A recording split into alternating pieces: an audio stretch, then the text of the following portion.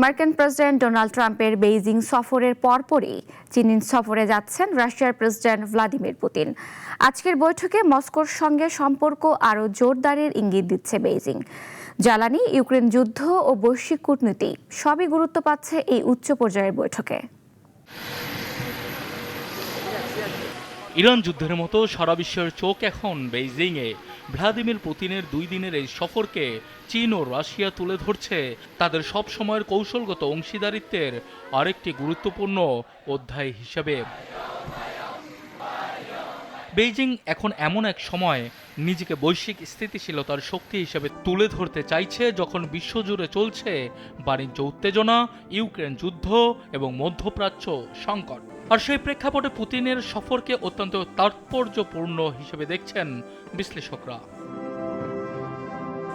Kremlin জানিয়েছে সফরে president Putin চীনের প্রেসিডেন্ট শি জিনপিংয়ের সঙ্গে ডোনাল্ড ট্রাম্পের সাম্প্রতিক চীন সফর নিয়েও আলোচনা করবেন। যে সফরে ছিল রাজকীয় আয়োজন, সামরিক কুচকাওয়াজ এবং কূটনৈতিক বার্তার মিশেল।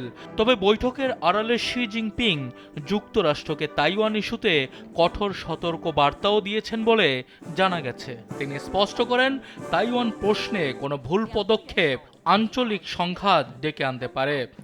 অন্যদিকে ইউক্রেন যুদ্ধ ঘিরে পশ্চিমা দেশগুলো চীনের উপর চাপ বাড়াচ্ছে, যাতে বেইজিং মস্কোকে যুদ্ধবন্ধে প্রভাবিত করে।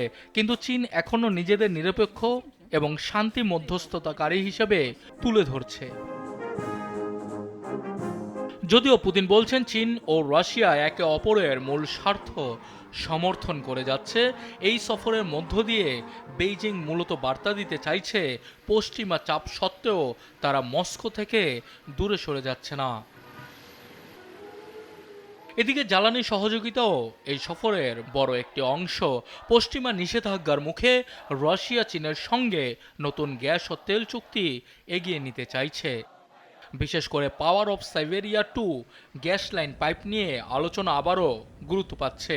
বর্তমানে চীনই রাশিয়ার তেলের সবচেয়ে বড় ক্রেতা, আর বেশিরভাগ লেনদেন হচ্ছে চীনা মুদ্রা ইউয়ানে, যা ডলারের বিকল্প ব্যবস্থাকে আরও শক্তিশালী করছে।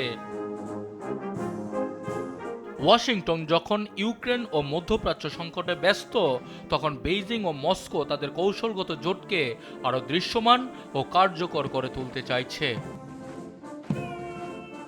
সানিয়া আহমেদ, নাগরিক।